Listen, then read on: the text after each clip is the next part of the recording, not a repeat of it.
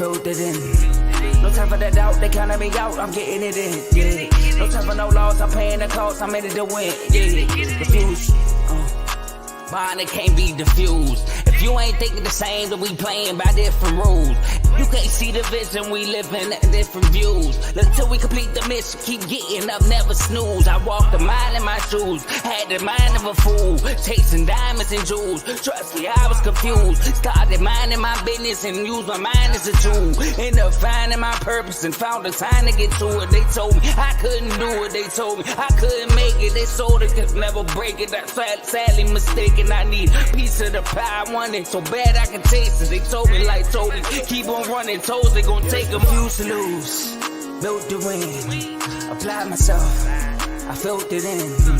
No time for the doubt, they counted me out, I'm getting it in, yeah. No time for no loss, I pay for the cost, I'm winning to win, yeah. Refuse to lose, I'm built to win, apply myself. Welcome back to CTC. I'm your gracious host, Carl, and we are finally done with Labor Day weekend. What a barn burner well, not really a barn burner. I lied. I'll take that back. What a dominant performance we had by Boston College.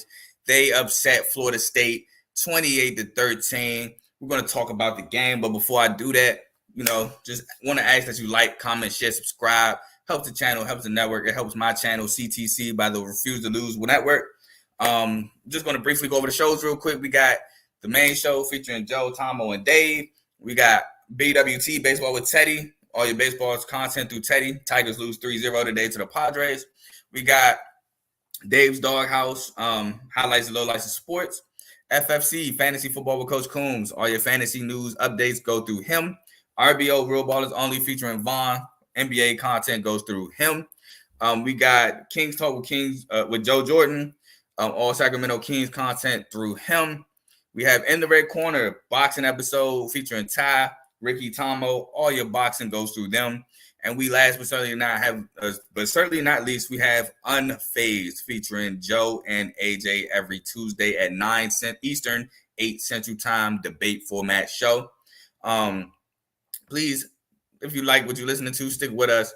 Like, comment, share, subscribe to all those channels as well. And we'll get into this Monday night recap real quick. So Boston College again beats Florida State 28-13 on the road at Doak Walker Stadium. Another dominant performance on the ground for against Florida State. But let's talk about the game, and then let's talk about what happened in the game, and then we'll talk about the game. So early on, Boston College starts with the punt, but that's because Trayshawn Ward dropped an easy touch, maybe first down, maybe touchdown on a wheel route out the backfield. Just dropped it easy. It was easily a first down. Florida State will start with a 3-and-out punt. Boston College will then score a 4-yard Thomas Castellanos touchdown run, which was set up by a 14-play, 71-yard drive. Took up the entire first quarter. I think it started in the second quarter when they scored. Then Boston College would then score on a 13-yard Trayshawn Ward touchdown catch. This time he would catch the wheel after catching a 42-yard catch. Another wheel. Almost dropped the second wheel. Bobbled it, but maintained, held on, caught it, 42 yards, and then in the red zone, 13 yards out, another wheel, catches it, touchdown. They could not stop the wheel in the first half. Then Florida State, with 5:05 left in the second quarter, scores a 31-yard field goal, and then FSU scores a 24-yard field goal before half.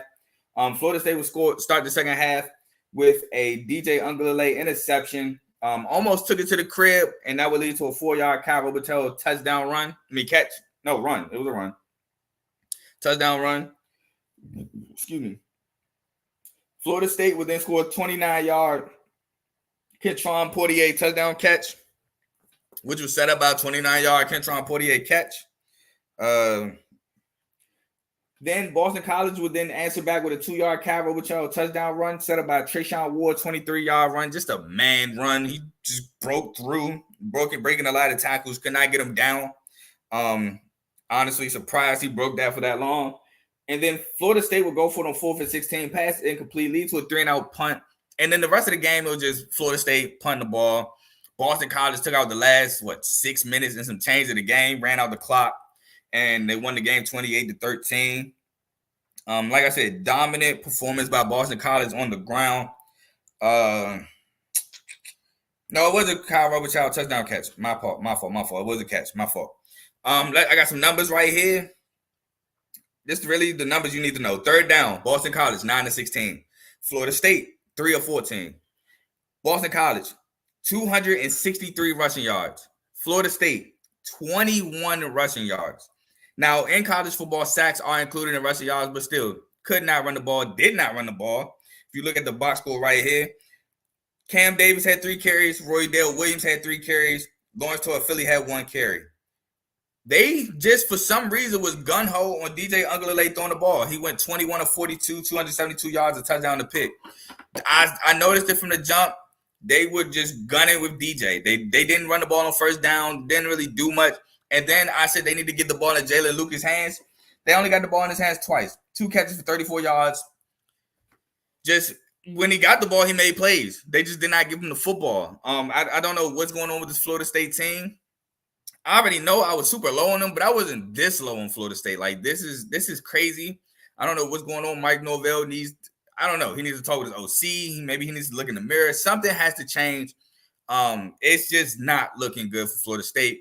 With my prediction, should be 2-0 right now. Currently 0-2. Definitely will be unranked by tomorrow. Definitely won't make the playoffs. I don't even know if they win the 6 games I had them projected to win. But, man, it looks all bad. Getting bullied up front, not stopping the run. It looks bad. Patrick, I would say Peyton Patrick is like one of the only ones that flashes at times. Marvin Jones, to me, is just absolutely disappearing. I don't see him much. Fentrell Cypress, he got beat. Luckily, the ball was overthrown. It's bad for Florida State. It's all bad. But for Boston College, they did what they should have did. They ran the ball effectively. They ran the ball a lot.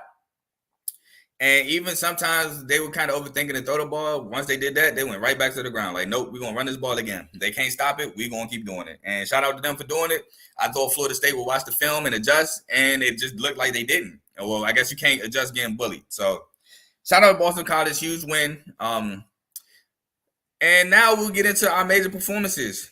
The last segment of the show, the last segment of the week, where I highlight major performances throughout the entire week of college football. This is no particular order. I just got them written down in a certain way. So we'll start with Diego Pavea, quarterback, Vanderbilt. 12-16 for 190 yards, 2 touchdowns. You might be thinking, that ain't crazy. But then he adds another 26 carries for 104 yards and a rushing touchdown, having 3 total touchdowns on the day, 294 total yards, and an upset victory against Virginia Tech. That kind of puts it over the top for me for Diego Pavea, excuse me. Damon Ward, junior wide receiver for North Texas.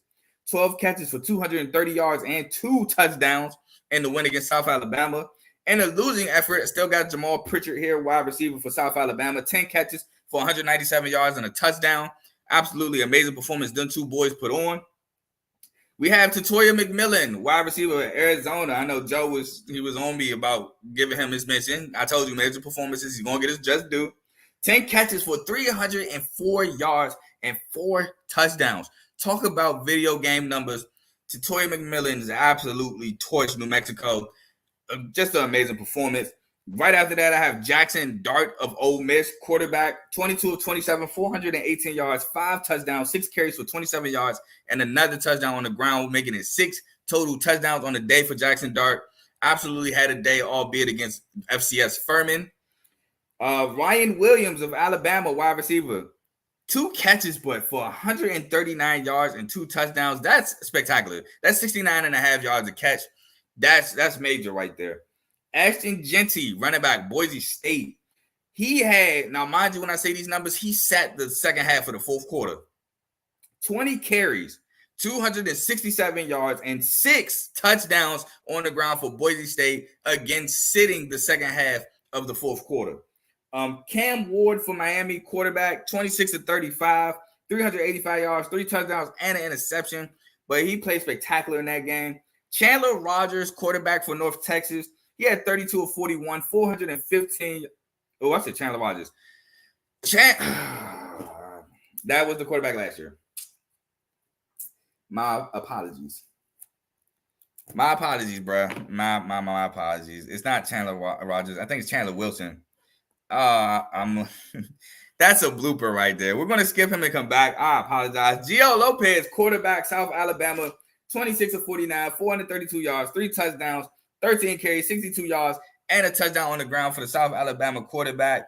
I can't believe I wrote Chandler Rogers. Oh, my God. It is Chandler Morris. No, that's Chandler Wilson. Chandler Morris, quarterback, North Texas, 32 of 41, 415 yards, 3 touchdowns with 5 carries for 17 yards and 2 touchdowns on the ground. 5 total touchdowns for the quarterback of North Texas. Just an outstanding game and the win. Travis Hunter, wide receiver, cornerback for Colorado. 7 catches for 132 yards and 3 touchdowns, including 2 spectacular touchdowns and 3 solo tackles. Just getting it done on both sides of the field. Jimmy Horn Jr., wide receiver for Colorado. 7 catches, 198 yards, and a touchdown for Colorado. And Shedeur Sanders to round out the list. Quarterback for Colorado, 26 of 34, 445 yards, 4 touchdowns, and an interception. But those are your major performances for week 1. And now to wrap it up for week 1, I know, yes, this is the last episode for week 1. Week 2 will start Saturday. I will be having a game day style show Saturday morning. I will be at my dad's house, so I will be off work. Come through if you want to talk some college football. We have you on here. You want to talk about your team? In the chats, I will post the teams that I will be talking about tomorrow. I will post them in the chat. So if you want to join the college game day episode, let me know. I'll be in the chats. But I'm about to head home. I'm about to take this hour drive to the crib. Y'all stay safe. I hope y'all enjoyed y'all Labor Day. I hope y'all enjoyed this week 1 of college football. We got so much left. It's insane. What a lovely start to the season. But until next time I'm gone, peace.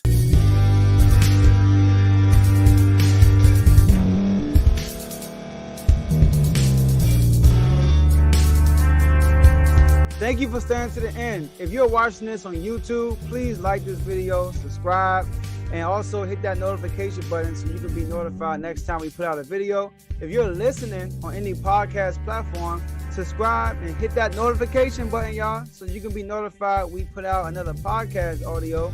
And last but not least, hit that share button. No matter what you're listening to or watching it, hit that share button and send it to somebody that you know that would love to watch this episode you just listened to. So once again, thank you for staying to the end, and we'll see y'all in the next episode.